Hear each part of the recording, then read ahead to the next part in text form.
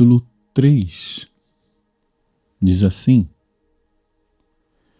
Pedro e João estavam se dirigindo ao templo para a oração das 3 horas da tarde. Estava sendo levado um homem, coxo de nascença, que diariamente era colocado à porta do templo chamada Formosa para pedir esmolas aos que entravam. Quando ele viu Pedro e João, que iam entrar no templo, pediu que lhe dessem uma esmola. Pedro, fitando-o juntamente com João, disse: Olhe para nós. Ele os olhava atentamente, esperando receber alguma coisa. Pedro, porém, lhe disse: Não possuo nem prata, nem ouro, mas o que tenho, isso lhe dou. Em nome de Jesus Cristo, o Nazareno, levante-se e ande. E, pegando-o na mão direita do homem, ajudou-o a se levantar. Imediatamente os seus pés e tornozelos se firmaram, e, dando um salto, ficou em pé, começou a andar e entrou com eles no templo, pulando e louvando a Deus. Todo o povo viu o homem andando e louvando a Deus e reconheceram que ele era o mesmo que pedia esmolas assentado à porta formosa do templo, e ficaram muito admirados e espantados com o que lhe tinha acontecido. Enquanto aquele homem ainda se mantinha ao lado de Pedro e João, todo o povo, perplexo, correu para junto deles no pórtico chamado de Salomão. Quando Pedro viu isso, dirigiu-se ao povo, dizendo: Israelitas, por que vocês estão admirados com isto, ou por que estão com os olhos fixos em nós, como se pelo nosso próprio poder ou piedade tivéssemos feito este homem andar? O Deus de Abraão, o Deus de Isaque e o Deus de Jacó, o Deus dos nossos pais, glorificou o seu servo Jesus, a quem vocês traíram e negaram diante de Pilatos, quando este já havia decidido soltá-lo. Vocês negaram o santo e o justo e pediram que fosse solto um assassino. Vocês mataram o autor da vida, a quem Deus ressuscitou dentre os mortos, do que nós somos testemunhas. Pela fé no nome de Jesus é que esse mesmo nome fortaleceu a este homem que vocês estão vendo e bem conhecem. Sim, a fé que vem por meio de Jesus deu a este homem saúde perfeita na presença de todos vocês.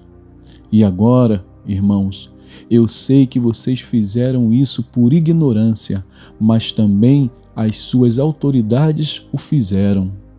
Mas Deus, assim, cumpriu o que tinha anunciado anteriormente pela boca de todos os profetas, que o seu Cristo havia de padecer. Portanto, arrependam-se e se convertam, para que sejam cancelados os seus pecados, a fim de que, da presença do Senhor, venha tempos de refrigério e que Ele envie o Cristo que já foi designado para vocês, a saber, Jesus, ao qual é necessário que o céu receba até os tempos da restauração de todas as coisas, de que Deus falou por boca dos seus santos profetas desde a antiguidade. Porque Moisés disse: O Senhor Deus fará com que, do meio dos irmãos de vocês, se levante um profeta semelhante a mim. A esse vocês ouvirão em tudo o que lhes disser. Quem não der ouvidos a esse profeta será exterminado do meio do povo. E todos os profetas, a começar com Samuel, assim como todos os que falaram depois dele, também anunciaram estes dias. Vocês são os filhos dos profetas e da aliança que Deus estabeleceu com os pais de vocês, dizendo a Abraão: na sua descendência serão abençoadas todas as nações da terra. Tendo Deus ressuscitado o seu servo, enviou-o primeiramente a vocês para abençoá-los, no sentido de que cada um abandone as suas maldades. Capítulo 4.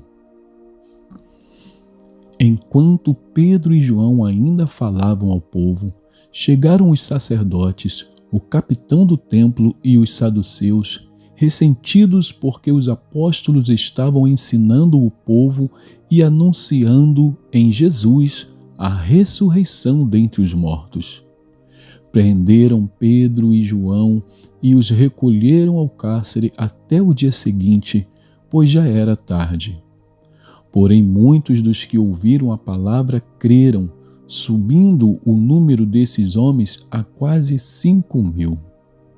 No dia seguinte, as autoridades, os anciãos e os escribas se reuniram em Jerusalém com o sumo sacerdote Anás, com Caifás, João, Alexandre e todos os que eram da linhagem do sumo sacerdote. E, colocando os apóstolos diante deles, perguntaram: com que poder ou em nome de quem vocês fizeram isso? Então Pedro, cheio do Espírito Santo, lhes disse: autoridades do povo e anciãos, visto que hoje somos interrogados a propósito do benefício feito a um homem enfermo e do modo como ele foi curado, saibam os senhores todos e todo o povo de Israel que, em nome de Jesus Cristo, o Nazareno, a quem vocês crucificaram e a quem Deus ressuscitou dentre os mortos, sim, em seu nome é que este está curado na presença de vocês. Este Jesus é a pedra que vocês, os construtores, rejeitaram, mas ele veio a ser a pedra angular. E não há salvação em nenhum outro, porque debaixo do céu não existe nenhum outro nome dado entre os homens pelo qual importa que sejamos salvos. Ao verem a ousadia de Pedro e João, sabendo que eram homens iletrados e incultos, ficaram admirados e reconheceram que eles haviam estado com Jesus.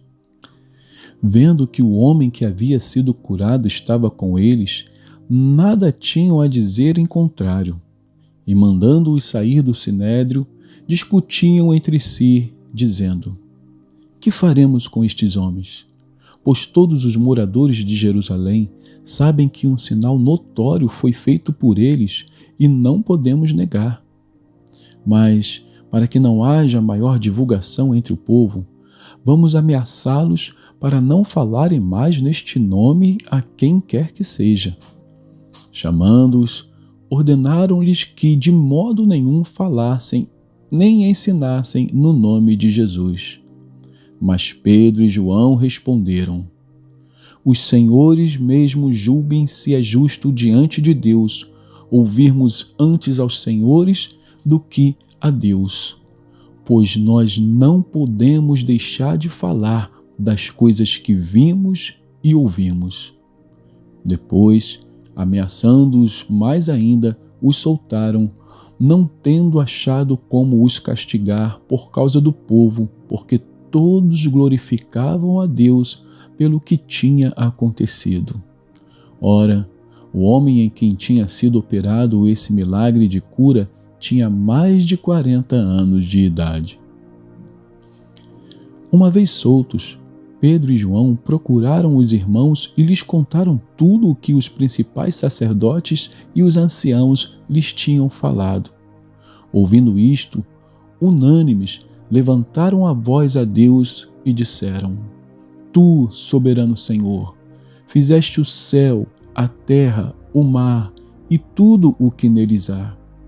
Disseste por meio do Espírito Santo, por boca de Davi, nosso pai, teu servo: por que se enfurecem os gentios e os povos imaginaram coisas vãs?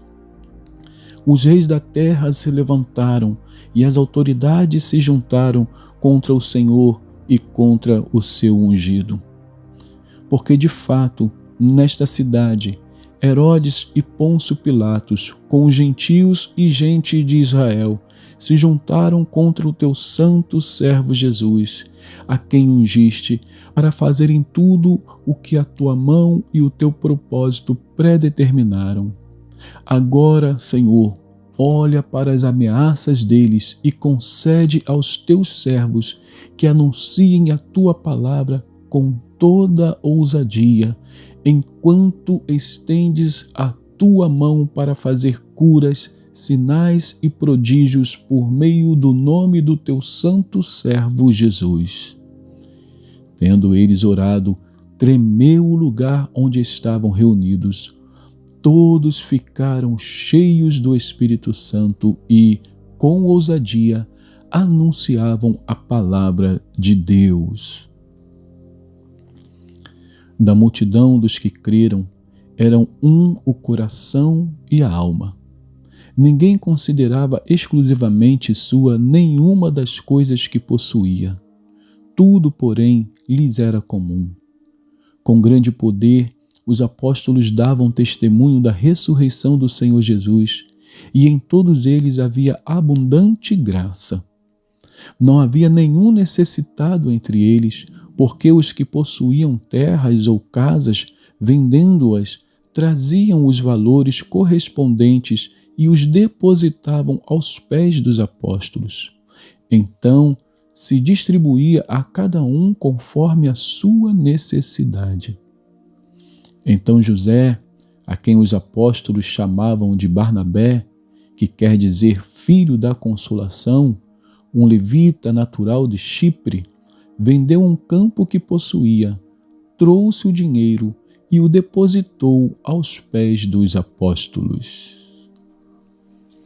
Vamos então aos Hebreus. A carta aos Hebreus, Hebreus capítulo 13. Diz assim: seja constante o amor fraternal.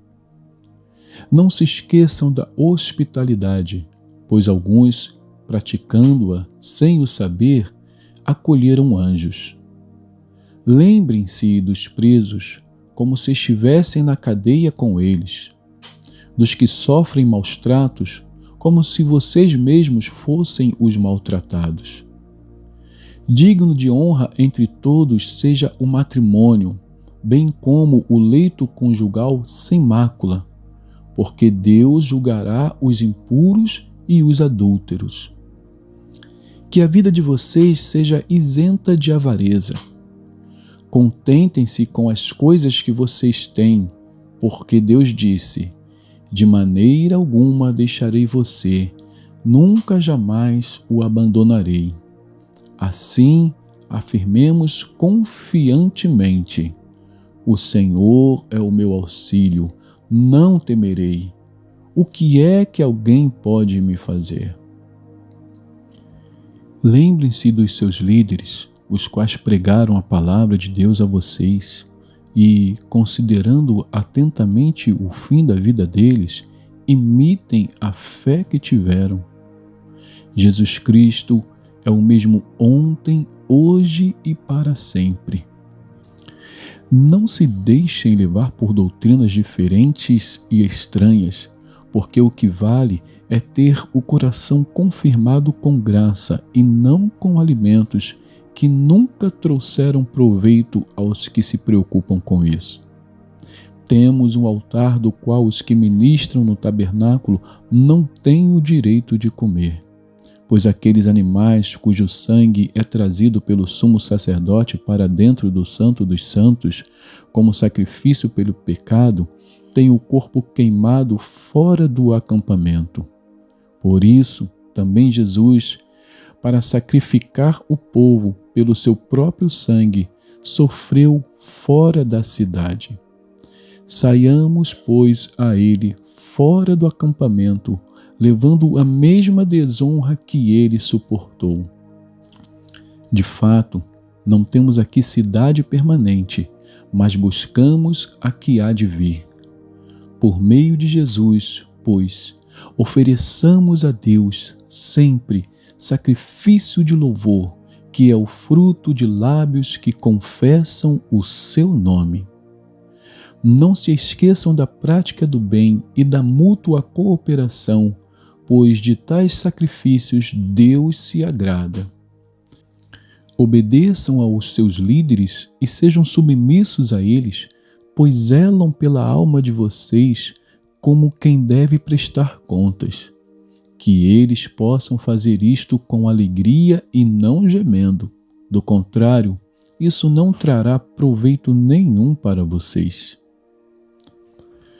Orem por nós, pois estamos certos de que temos a consciência limpa, querendo em todas as circunstâncias fazer o que é correto. Peço com insistência que vocês façam isto, para que eu lhes seja restituído o mais depressa possível. Ora, o Deus da paz, que tornou a trazer dentre os mortos o nosso Senhor Jesus, o grande pastor das ovelhas, pelo sangue da eterna aliança, aperfeiçoe vocês em todo o bem, para que possam fazer a vontade dele. Que ele opere em nós o que é agradável diante dele, por meio de Jesus Cristo, a quem seja a glória para todo sempre. Amém. Irmãos, peço que escutem com paciência esta palavra de exortação, porque, na verdade, escrevi de forma bem resumida. Saibam que o irmão Timóteo foi posto em liberdade. Se ele vier logo, irei vê-los na companhia dele. Saúdem todos os seus líderes, bem como todos os santos. Os da Itália mandam saudações. A graça esteja com todos vocês. E terminamos aqui mais um livro, o livro de Hebreus, a carta aos Hebreus. E que Deus abençoe assim a porção da sua palavra.